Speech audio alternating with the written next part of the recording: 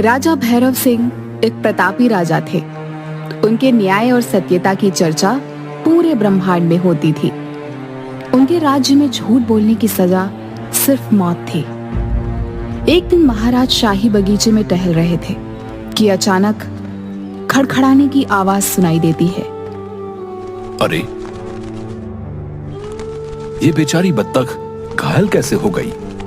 जिसने किया है उसे जरूर सजा मिलेगी। सैनिकों, इस बत्तख को वैद्य के पास ले जाओ। जिसने इसे घायल किया है वो कल दरबार में हाजिर हो।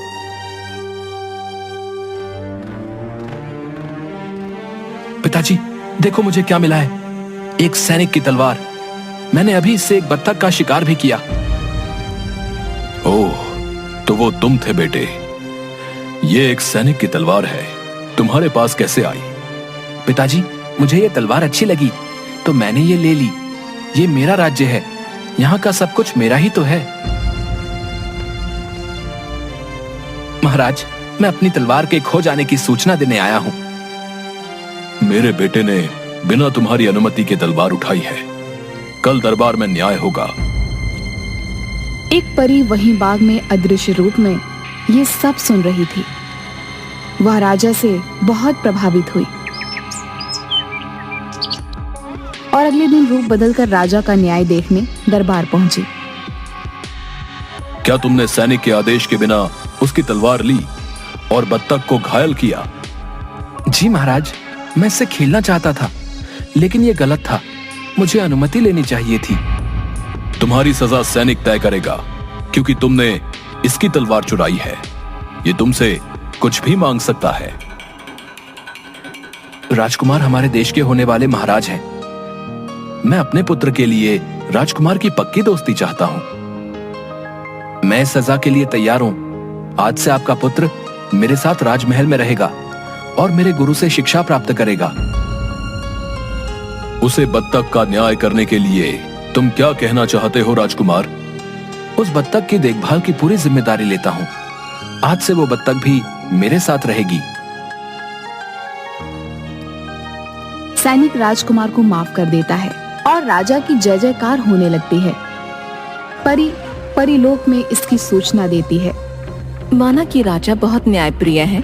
उसने अपने बेटे को भी न्याय के लिए दरबार में बुला लिया, लेकिन मैं अपने सौंदर्य के जादू के आगे राजा का न्याय भुला दूंगी। मैंने सुना है पिछले 2 वर्षों से उसकी पत्नी अस्वस्थ है। महाराज एक पत्नी व्रता है, उसे तुम्हारे सौंदर्य से कोई भी फर्क नहीं पड़ेगा। तुम चाहो तो परीक्षा ले सकती हो। नीलम परी एक सुंदर लड़की का रूप बन राजा से मिलती है। महाराज, आप बहुत बड़े ज्ञानी और न्यायप्रिय राजा हैं। सुना है अस्वस्थ होने के बावजूद भी आप अपनी रानी को बहुत प्रेम करते हैं। बिल्कुल सही सुना है आपने राजकुमारी। मैं अपनी पत्नी को अपनी जान से भी ज्यादा प्रेम करता हूँ। और रही न्यायप्रिय होने की बात, तो कोई भी राजा सजगता से प्रजा को प्यार करेगा तो सदैव सही न्याय करेगा। इच्छा शक्ति और सजगता की क्या जरूरत है महाराज? अगर राजा को कोई जादुई शक्ति मिल जाए तो भी तो वो न्याय कर सकता है। जादुई शक्ति? नहीं, मैं ये नहीं मानता। न्याय के लिए किसी भी राजा का प्रजा के साथ प्रेम पूर्ण संबंध होना और सच्ची इच्छा शक्ति की जरूरत होती है। सचमुच महाराज, आप अपनी बातों पर दृढ़ रहने वाले हैं और किसी भी बात को बिना जाने नहीं मानते। मैं आपसे बहुत प्रभावित हूँ और मैं आपसे विवाह करना चाहती हूँ।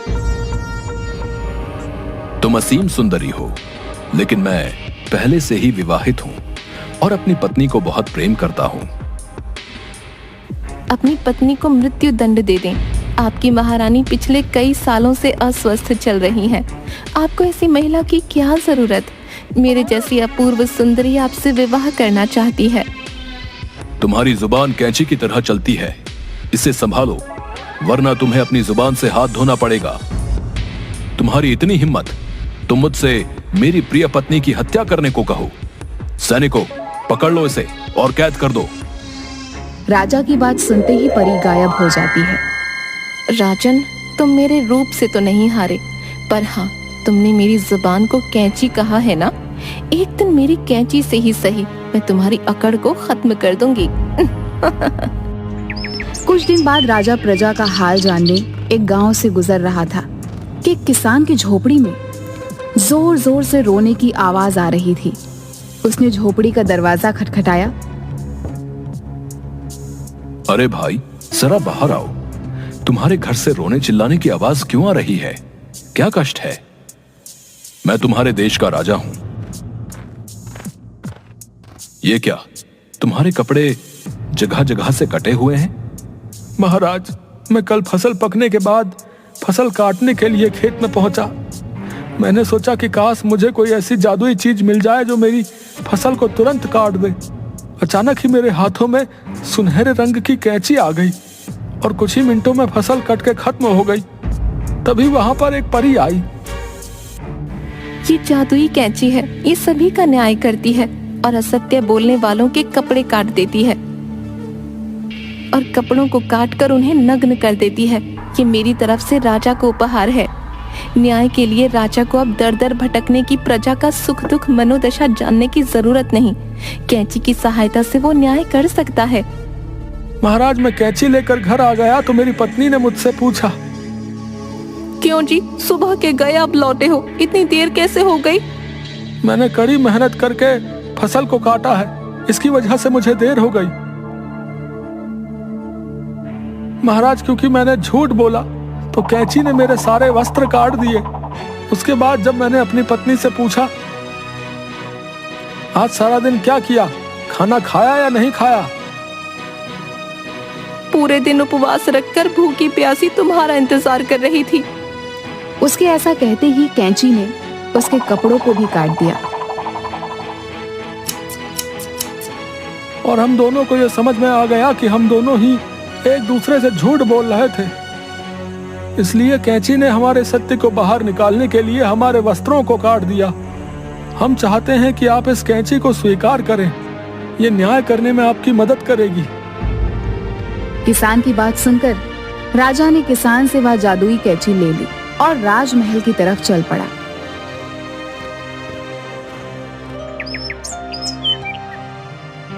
बोलो, क्या शिकायत है? महाराज, ये ग्वाला दूध में पानी मिला कर देता है। सच बताओ, क्या तुमने दूध में पानी मिलाया था?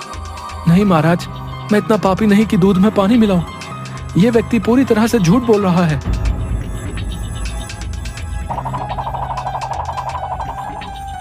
मुझे माफ करें सरकार, मुझसे गलती हो गई। आपकी जादुई कैंची ने भरे दरबार में मेरे कपड़े काट दिए। अदृश्य रूप में परी यह सब देखकर मन ही मन मुस्कुराने लगी। सब लोग राजा की जय जयकार करने लगे। इसी प्रकार अब रोज तरह तरह के मुकदमों का फैसला राजा कैंची की सहायता से लेने लगा। अब वह बिना सोचे समझे विचार किया मुकदमे के फैसले के लिए कैंची का मुंह देखता। महाराज, प्रजा का सत्य असत्य, सुख दुख और दर्द जानने के लिए हमें भ्रमण करना चाहिए। मंत्री, अब हमें इतना कष्ट करने की क्या जरूरत है? प्रजा का सुख दुख जानने से क्या लाभ? अब मेरी कैंची सबके लिए सही न्याय करती है, इसलिए सब स्वयं ही प्रसन्न होंगे। महाराज ने धीरे धीरे राजकाज में भाग लेना बिल्कुल ही बंद कर दिया। अब वह अपना ज्यादा समय आराम करने में और अय्याशी में बिताने लगा। सेनापति, हमारे महाराज को ये क्या हो गया है? अब वो राजकाज में बिल्कुल भी भाग नहीं लेते हैं और पूरे दिन आराम करते हैं। महामंत्री, दूसरे राजाओं को महाराज के आलस्य का पता चल गया है। वो हमारे राज्य पर युद्ध करने के लिए अपनी सेना को तैयार कर रहे हैं। हमें महाराज से बात करनी ही होगी। महाराज, अपनी सेना में नए सैनिकों की भर्ती करनी है। देश में कोई भी कर देने को तैयार नहीं है। राजकोष खाली होता जा रहा है। महाराज, पड़ोसी देश के राजाओं को भी हमारे देश की हालत का पता चल गया है और वो युद्ध करने के लिए तैयारी कर रहे हैं। मैं इतना बड़ा सत्यवादी और न्याय प्रिय राजा हूं, किसकी हिम्मत जो हम पर युद्ध करे? क्या तुम्हें पता नहीं, लोक परलोक हर जगह हमारे राज्य के न्याय का डंका बजा हुआ है। हमसे टकराने से तो देवता भी घबराते हैं। राजकाज में आपके भाग न लेने के कारण सारे राज्य में अराजकता फैल गई है। लोग चोरी चकारी कर रहे हैं। कोई किसी हुकुम कानून को नहीं मानता। तुम लोग ये कैसी बातें कर रहे हो? मेरी कैची प्रजाजनों के साथ सही न्याय कर रही है, जिसके कारण सभी लोग खुश हैं। राजा प्रगति कर रहा है। तुम लोग भी अपने अपने घरों में बैठकर शांति का जीवन व्यतीत करो।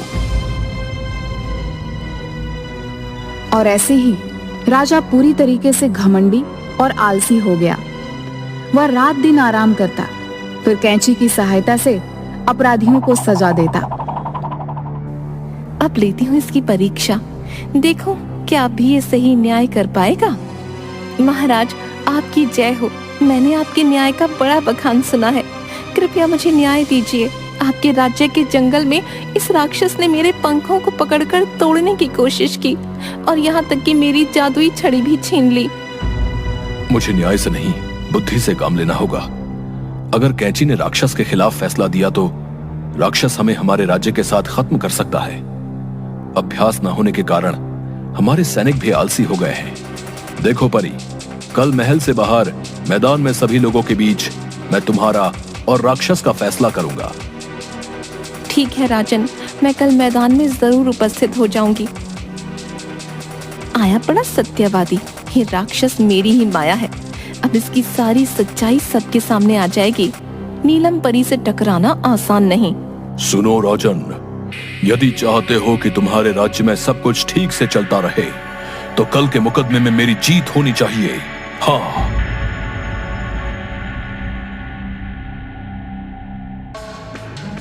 परी, राक्षस एक बड़ा ही बलवान और शक्तिशाली आदमी है। उसे भला तुम्हारे पंखों से क्या काम? और वो तो हर काम अपनी शक्ति से खुद ही कर सकता है। तो भला वो तुम्हारी जादुई छड़ी लेकर क्या करेगा? बिल्कुल सही और उचित राजन।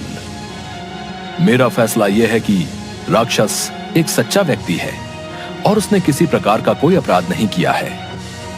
ये अन्याय है, तुम्हें इसका दंड जरूर मिलेगा। अब देख मेरी कैंची तेरा न्याय कैसे करती है। बचाओ, बचाओ सेनापति, रक्षा करो हमारी।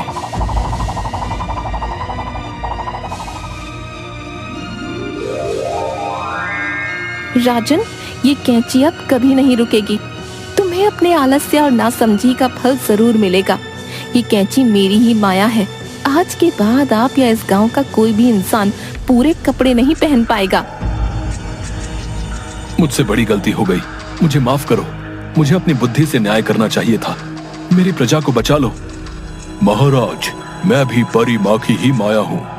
परी माँ आपके सच और शक्ति की परीक्षा लेना चाहती थी। ठीक है, लेकिन आज के बाद तुमने अगर कभी किसी के साथ गलत किया तो देख लेना, उसका दंड मैं स्वयं तुमको दूंगी। इसके बाद परी ने अपनी जादुई छड़ी से राक्षस को राजा के राज्य में बहुत दूर भेज दिया और कैंची को लेकर हमेशा के लिए परी लोक वापस चली गई। इसके बाद राजा ने कभी न्याय के लिए किसी की सहायता नहीं ली और राज्य में फिर से अमन कायम हो गया।